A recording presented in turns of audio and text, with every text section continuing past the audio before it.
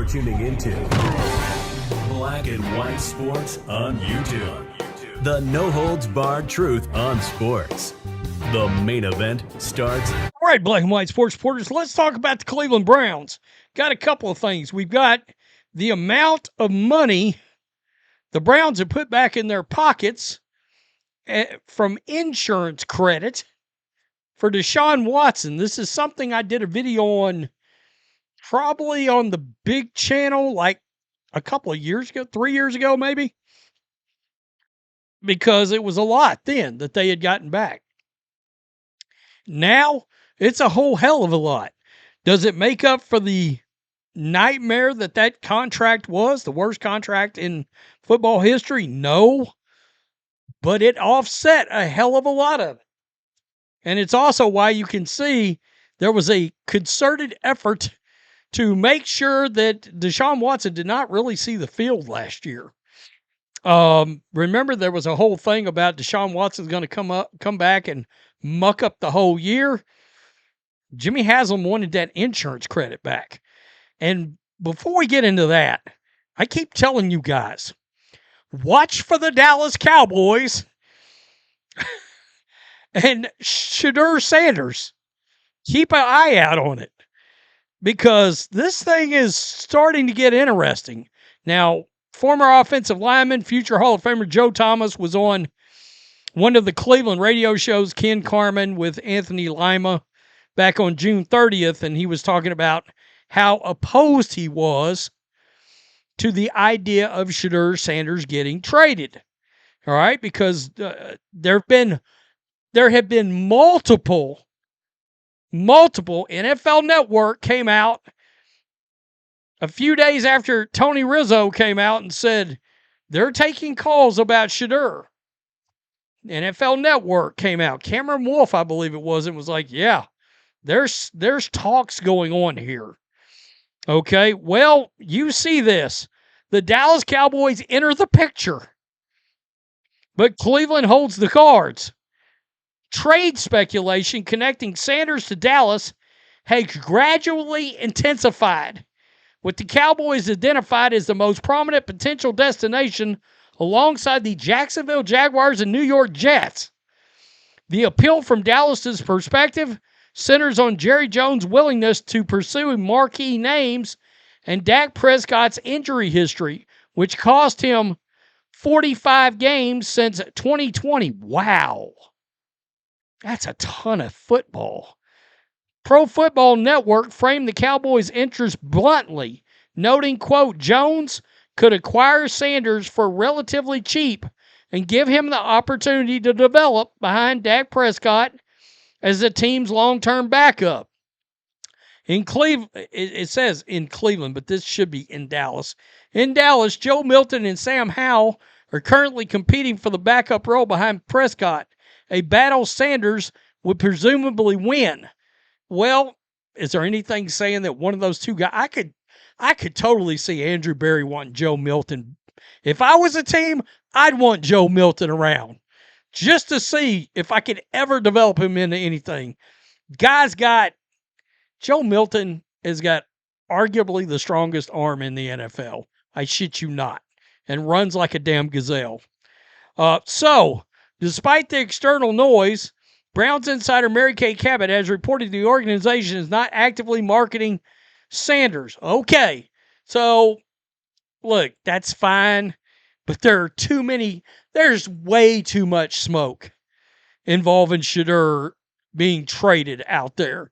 Anytime you get multiple, I think Jeremy Fowler of ESPN also came out and said, yeah, somebody's going to go out of that Cleveland QB room. Dillon Gabriel, Shedeur Sanders, we know it's not Deshaun Watson. Deshaun Watson's not going anywhere. Taylor Green's not going anywhere.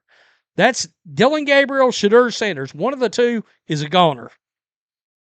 Where, how much, I don't know. Presumably, the only trade partner for Dillon Gabriel out there would be the Atlanta Falcons and Kevin Stefanski. and would they want to do business, after all of that went down? So I don't know. So Florio got to digging. And this is what he found out about Deshaun Watson. The March 2023 restructuring of Watson's original 5-year deal with the Browns contains an insurance addendum. All right, everybody's known, if you've kept up the last 5 years, the nightmare that's been the last 5 years, everybody knows about the insurance addendum, which permits the Browns to purchase up to $91,801,463 in insurance coverage covering 2023, 2024, 2025 for an injury occurring between the signing of the contract and the start of the 2023 offseason program. Up to $82 million, let's call it $82.45 million in insurance covering 2023, 2024, 2025 for any injury occurring from the first day of the 2023 offseason program to the beginning of the 2024 offseason program. Up to $58 million in insurance covering 2024 and 2025 for any injury occurring from the start of the 2024 offseason program to the start of the 2025 offseason program. Up to $33.9 million insurance covering 2025 for any injury occurring from the first day of the 2025 offseason program until the final game of the regular season in 2025. Now, whoa, my God. So here we go. Let's scroll down. Confused we were too. I'm going to eliminate all this for the sake of our health. It took a little while to figure it out, but as best we can tell, it appears the Browns will have received from 2024 through 2029 the following cap credits: $8.79 million for 2024, $8.79 million for 2025, $7.983 million for 2025, $8.781 million for 2026, $7.992 million for 2026, $4.951 million for 2026, yada, yada, yada, yada, yada. That's a total cap credit for 2024 through 2029 of $88.781 million, which also reflects presumably the insurance benefits received by the Browns on Watson's 5-year, $230 million contract. Wow. Wow. $88 million. That's crazy. The payments flow from shoulder injuries Watson suffered in 2023. The torn Achilles tendon he sustained in October 2024. The Achilles tendon was later re-torn. In all, Watson missed 11 games to injury in 2023, 10 in 2024, and all 17 in 2025.